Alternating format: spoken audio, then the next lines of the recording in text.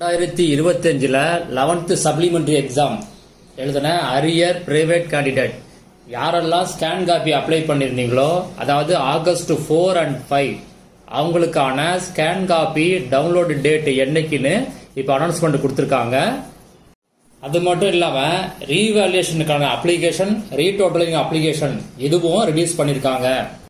ரீவேல்யூஷனும் ரீடோட்டலையும் எப்போ அப்ளை பண்ணணும் அப்படிங்கிற டேட்டும் அனௌன்ஸ் பண்ணியிருக்காங்க. இதை பற்றி வீடியோவில் பார்க்கறதுக்கு முன்னாடி நிறைய பேர் கமெண்ட்ல என்ன கேள்வி கேட்டிருந்தீங்க அப்படின்னா, 11th பப்ளிக் எக்ஸாம் இப்போ கேன்சல் பண்ணியாச்சு, இப்போ அரியர் உள்ளவங்க 11th அரியர் உள்ளவங்க இப்போ திரும்ப எழுதணுமா அப்படின்னு மாதிரி கேள்வி கேட்டிருந்தீங்க. கவர்மெண்ட் இதை பற்றி அஃபிஷியலாக இன்னும் எதுவும் அனௌன்ஸ்மெண்ட் கொடுக்கல. கொடுத்த உடனே நான் கண்டிப்பாக இமிடியேட்டாக அப்டேட் பண்ணுறேன்.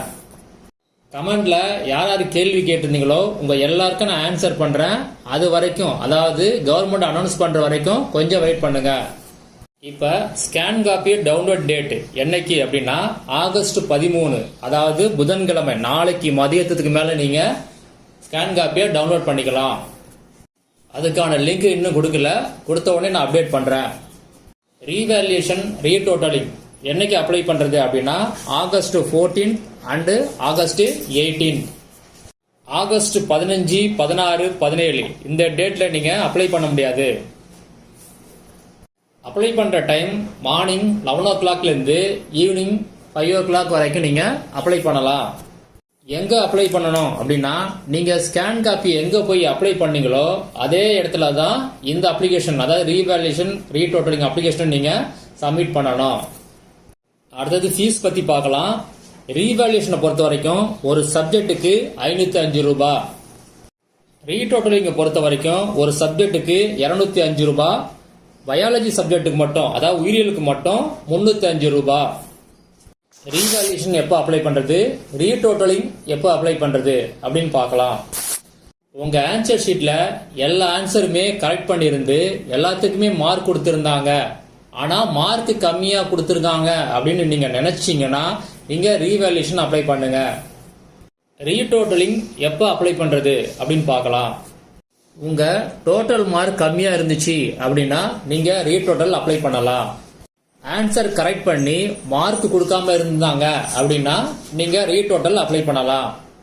ஆன்சர் கரெக்ட் பண்ணி மார்க் கொடுத்து அந்த மார்க் உங்க ஸ்கேன் காப்பியோட ஃப்ரண்ட் பேஜ்ல வரல அப்படின்னா அதுக்கும் நீங்க ரீடோட்டலிங் அப்ளை பண்ணலாம். உங்க ஸ்கேன் காப்பியில் உள்ள டோட்டல் மார்க்குக்கும் ப்ரொவிஷனல் மார்க்கில் உள்ள டோட்டல் மார்க்குக்கும் டிஃபரன்ஸ் இருந்துச்சு அப்படின்னா ரீடோட்டலிங் நீங்க அப்ளை பண்ணலாம். ஏதாவது ஒரு ஆன்சரை கரெக்ட் பண்ணாம இருந்தாங்க அப்படின்னா அதுக்கு நீங்க கண்டிப்பா ரீடோட்டலிங் தான் போகணும், ரீவேல்யூஷன் போகக்கூடாது. ரீவேல்யூஷன் ரீடோட்டலிங் நீங்க அப்ளை பண்ண பிறகு ஃபைனலா என்ன மார்க் வருதோ, அதாவது கரெக்ட் பண்ண பிறகு என்ன மார்க் வருதோ அந்த மார்க் தான் உங்களுக்கு கொடுப்பாங்க. மார்க் கம்மியா வந்தா அதை தான் கொடுப்பாங்க, அதே மாதிரி மார்க் அதிகமா வந்தாலும் அதை தான் கொடுப்பாங்க. எந்த சேஞ்சுமே கிடையாது இதுல. இப்ப நீங்க ஸ்கிரீன்ல பாக்குறதா ரீவேல்யூஷனுக்கான அப்ளிகேஷன் ஃபார்ம். இதுல லெஃப்ட் சைட்ல உங்க நேம் எழுதிக்கிங்க, ரைட் சைட்ல உங்க எக்ஸாம் ரோல் நம்பரை எழுதிக்கிங்க.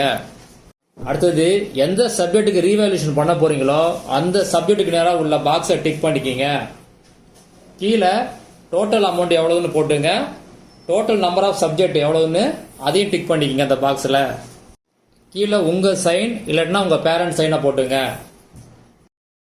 இது ரீடோட்டலிங்கான அப்ளிகேஷன் ஃபார்ம். இது லெஃப்ட் சைடில் உங்க நேம் எழுதிங்க, ரைட் சைடில் எக்ஸாம் ரோல் நம்பர் எழுதிங்க. இதுல எந்த சப்ஜெக்ட் ரீடோட்டலிங் அப்ளை பண்ண போறீங்களோ அதுக்கு நேரா சப்ஜெக்ட் கோட் நம்பர் எழுதிக்கங்க. அடுத்தது அதுக்கு நேரா உள்ள பாக்ஸ்ல டிக் பண்ணிக்கங்க, அமௌண்ட்டையும் எழுதிருங்க. அதுல அடுத்த காலத்துல உங்க மார்க் டிஃபரன்ஸ் இருந்துச்சு, அதாவது உங்க ப்ரொவிஷனல் மார்க் ஷீட்டுக்கும் உங்க ஆன்சர் ஸ்கிரிப்ட்ல உள்ள மார்க் ஷீட்டுக்கும் டிஃபரன்ஸ் இருக்கு அப்படின்னா அந்த காலத்துல உள்ள பாக்ஸை டிக் பண்ணுங்க. உங்க ஃப்ரண்ட் பேஜ்ல ஏதாவது மார்க் டிஃபரன்ஸ் இருந்துச்சு, அதாவது டோட்டல் மார்க் டிஃபரன்ஸ் இருந்துச்சு அப்படின்னா அடுத்த காலத்துல உள்ள பாக்ஸை நீங்க டிக் பண்ணணும். வேற கொஸ்டின் ஆன்சர்ல உங்களுக்கு ஏதாவது ப்ராப்ளம் இருந்துச்சு அப்படின்னா அது எந்த பேஜ் நம்பர்னு போட்டு அந்த கொஸ்டின் நம்பரை அடுத்த காலத்துல எழுதுங்க. கீழே டோட்டல் அமௌண்ட் எழுதுங்க, அதே மாதிரி டோட்டல் சப்ஜெக்டும் எழுதிடுங்க.